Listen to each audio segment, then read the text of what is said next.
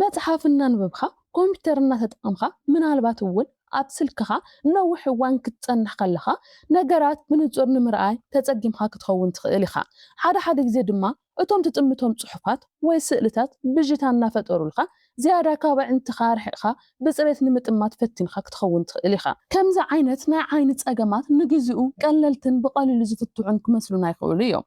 እንተኾነ ግን ድሕሪ ግዜ እናገደዱ ኸይዶም ንልዑል ናይ ዓይኒ ጸገምን ንልዑል ናይ ገንዘብ ወጻእን ከቃልዑና ይኽእሉ እዮም።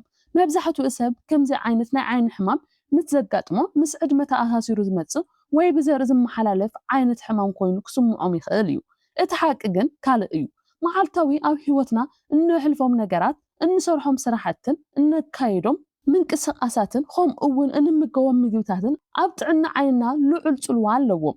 ሰላም ጥዕና ሃበለይ ከመይ ኣለኹም ተኸታተልቲ ቻናለይ። ኣብ ናይ ሎሚ ቪድዮና ኣብ ዓይንና ጽልዋ ዝፈጥሩ መዓልታዊ ንገብሮም ዘየድልዩ ነገራት ክንርኢ ኢና። ነዞም ነገራት ኣወጊድና ጥዑይ ዓይኒ ከመይ ክህልወና ይኽእል ዝብል እውን ብሓባር እንሪኦ ንኸውን። ላይክ ሼርን ሰብስክራይብ ምግባርን ፈጺምኩም ከይትረስዑ። ናይ ዓይንትና ልዑል ጽልዋ ዘምጽኡ ነገራት ብዥሎም ከም ዝረኣዩና ዝገብሩ ልምድታት ኣየኖት እዮም? ቀዳማይ ነዊሕ ሰዓት ኣብ ስክሪን ምሕላፍ እዩ። ኣብ ስማርት ስልኪ፣ ቴሌቪዥን ወይ ድማ ኮምፒተር ነዊሕ ሰዓት ምጽናሕ ንዓይንና ወይ ንኣርእስትና ዝያዳ እናጎድኡ ይመጹ። መዓልታዊ ግዴታ ኮይንና መዓልታዊ ኣብ ስክሪን ግዜና ክነጥፍ እንተለና ኮምፒተር ነዊሕ ሰዓት እንጥቀም እንተኮይና ኣብ ስልክና እውን ነዊሕ ግዜ እንሕልፍ እንተኮይና ምናልባት መዓልታዊ እንከታተሉ ናይ ቴሌቪዥን መደብ እንተሃሊና ጥንቃቐ ክንገብር ይግባእ። ካብዚ ጸገም ንምግልጋል ግን ብሉ ላይት ግላስ ዝበሃል ምጥቃም ግድን ይኾነና። ብሉ ላይት ግላስ እንተተጠቂምና ኣርእስትና እናተጸገነ ኣብ ዓይንና ዝበጽሕ ጉድኣት ድማ እናቐነሰ ይመጽእ።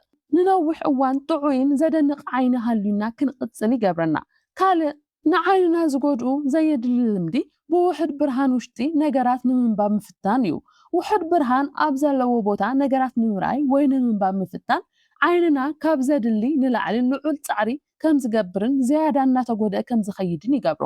ነዚ ተባሂሉ ድማ ናይ ተፈጥሮ ብርሃን ብምጥቃም መጽሓፍቲ ክነንብብ ይምከር።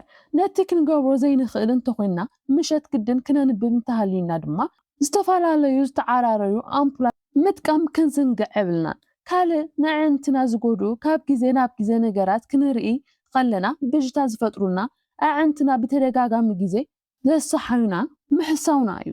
ኣዕንትና ኣብ ዝደኽሙሉ ወይ ኣብ ዘሐከሉ እዋን ብተደጋጋሚ ምሰሓይ ንግዚኡ ሓጎስ ክስምዐና ይገብር ይኸውን። ነገር ግን እዚ ልምዲ ቀስ ብቐስ ንዓይንትና እናጎድአ ይኸይድ። ዓይንና ምስ ዘሐመና ወይ ምስ ዘሕኸና ብቐጥታ ካብ ምሕሳይ ዝያዳ ናብ ፋርማሲ ኸይድና ነጠብጣብ ብምዕዳግ ኣብ ኣዕንትና ብምግባር እቲ ናይ ዓይኒ ምሕኻኽን ሕማምን ስምዒት ከም ዝጠፍእ ክንገብር ንኽእል ኢና። ካልእ ናይ ኣመጋግባ ኩነታትና እውን ዓይንና ብግቡእ ከይንጥምት ኣርእስትና ድማ እናቐነሰ ብዥታ እናፈጠረ ክኸይድ ዝገብሩ ካልእ ምኽንያት እዩ። ከም ቫይታሚን ኤ፣ ቫይታሚን ሲ፣ ቫይታሚን ኢ፣ ዚንክ፣ ኦሜጋ 3 ፋቲ ኣሲድ ዝኣመሰሉ ንጥረ ነገራት ሰብነትና ዘይረክብ እንተኮይኑ ኣርእስትና እውን ብኡ መጠን እናቐነሰ ይኸይድ። ኣብ ውሽጦም እኹል ንጥረ ነገራት ዘይብሎም ብዙሓት ናይ ምግብታት ዓይነታት ብፍላይ ድማ ኣብ ፋብሪካ ፕሮሰስድ ተገይሮም ዝሓልፉ ምግብታት እንተተመጊብና ኣርእስትና እውን ብኡ መጠን እናተጎድአ ይኸይድ።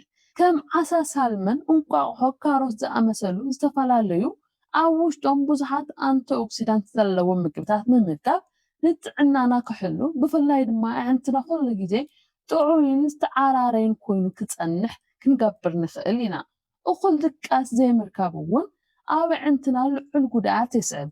ድቃስ ማለት ካልኦት ክፍልታት ሰብነትና ጥራይ ዘይኮኑስ ኣዕንትና እውን ዕረፍቲ ዝገብራሉ ሙሉእ መዓልቲ ክሰርሓ ካብ ዝወዓላሉ ነገር ሪከቨር ዝገብረሉ ሰዓት እዩ።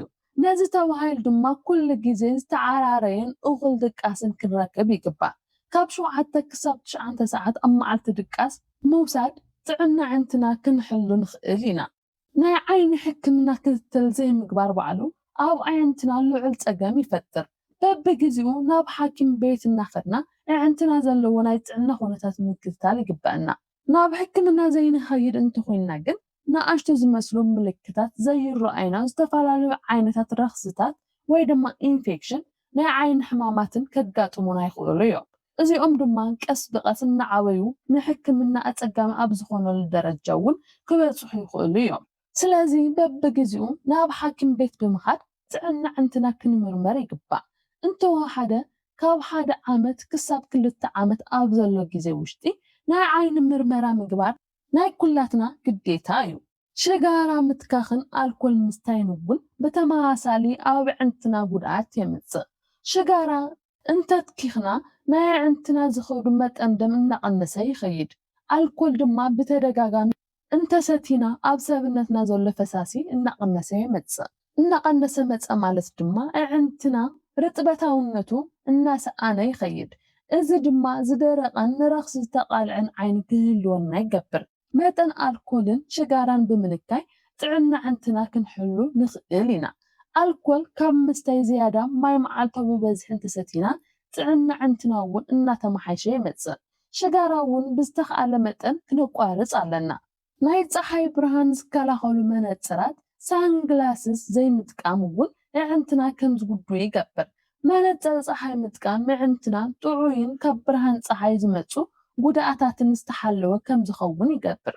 ብርሃን ፀሓይ ንቆርበትና ጥራሕ ዘይኮነስ ንዕንትና እውን ናይ ምጉዳእ ዓብዪ ዓቕሚ ኣለዎ። 100% UVA ብርሃን ዝንክዩ መነፅራት ክንጥቀም ይግባእ። ብፍላይ ሙቕ ከባቢ እንነብር እንተኾይና ፀሓይ ኣብ ዝበዝሐሉ ቦታታት እንመላለስ እንተኾይና ጭንቀት እውን ካልእ ንጥዕና ዕንትና ዝጎድኡ ምኽንያት እዩ። ንነዊሕ እዋን እንጭነቕ እንተኾይና ንጥዕና ዕንትና ክጎድኡ ዝኽእሉ ዝተፈላለዩ ሆርሞናት ናብ ሰብነትና ይለቁ። እዞም ሆርሞናት ድማ ኣብ ጥዕና ዕንትና ልዑል ጉድኣት የስዕቡ።